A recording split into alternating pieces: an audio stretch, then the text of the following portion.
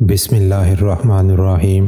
ایک بادشاہ کو جنگل میں سفر کرتے ہوئے ایک سانپ نے ڈس لیا۔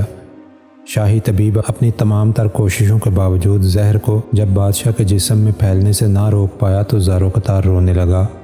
اتنے میں ایک درویش جیسا شخص وہاں آیا۔ بادشاہ کو زہر کے درد سے تڑپتے دیکھا تو بادشاہ کی ٹانگ پر جہاں سانپ نے کاٹا تھا تھوک دیا اور بھاگ گیا۔ بادشاہ کے سارے ساتھی بادشاہ کی فکر میں تھے، اس لیے دیوانے کی اس حرکت پر کوئی بھی درویش کے پیچھے اسے گرفتار کرنے نہ گیا۔ شاہی طبیب نے تھوک صاف کرنے کے لیے ایک رومال پکڑا اور بادشاہ کی زہر سے نیلی ہوتی ٹانگ پر سے تھوک صاف کرنے لگا، مگر پھر حیران ہوتے ہوئے رک گیا۔ اس نے انگلی سے تھوک کو سانپ کے ڈسے پر اچھی طرح مل دیا، جس سے فوراً ہی زہر کا اثر زائل ہو گیا۔ بادشاہ ہوش میں آیا اور جب اسے درویش کے تھوک کے قصے کا پتہ چلا تو بادشاہ نے حکم دیا کہ اس درویش کو فوراً ڈھونڈ کر حاضر کیا جائے۔ سپاہی چاروں طرف پھیل گئے اور تھوڑی ہی دیر میں درویش کو ایک درخت کے نیچے جا لیا اور پکڑ کر بادشاہ کے سامنے پیش کر دیا۔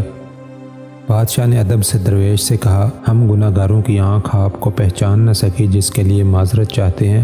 آپ سے ایک درخواست کرتا ہوں کہ میری طرف سے یہ قیمتی پوشاک اور عربی گھوڑا قبول کیجیے۔ درویش نے مسکرا کر بادشاہ کی طرف دیکھا اور بولا، یہ گھوڑا اور پوشاک بہت قیمتی ہے، میں یہ پوشاک پہن کر اس گھوڑے کے لیے گھاس کاٹوں گا تو اچھا نہیں لگوں گا۔